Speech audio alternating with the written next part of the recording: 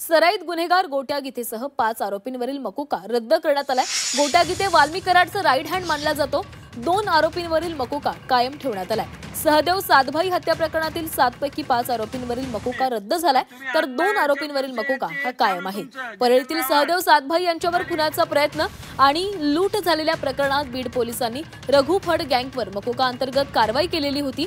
या टोळीमध्ये 7 जणांचा समावेश असून त्यांच्यावर गंभीर गुन्ह्यांची नोंद आहे। मात्र आता अपर पोलीस महासंचालकांनी 7 पैकी 5 आरोपींवरील मकोका रद्द केलेला आहे आणि यात वाल्मी कराडचा राईट हँड म्हणून ओळखला जाणारा गोट्या गीते याचाही समावेश आहे। दरम्यान पोलिसांचा हा निर्णय चुकीचा असून गोट्या गीतेवरील मकोका रद्द करू नये, सामाजिक कार्यकर्ता अंजली दमनिया यांनी ही मागणी केली आहे। सहदेव सातभाईच्या खून प्रकरणात त्याच्यावरनं जो लागलेला मकोका होता त्याच्यातनं 5 जणांना वगळण्यात आले। तर त्याची मी जेव्हा आता माहिती घेतली आहे तर एसपी आणि आयजी ऑफिसनी ही सगळी जेव्हा डीजींकडे पाठवलं तेव्हा डीजींना त्या पॉवर्स असतात म्हणून त्यांनी त्याच्यापैकी 5 जणांना त्यातनं बाहेर काढलंय।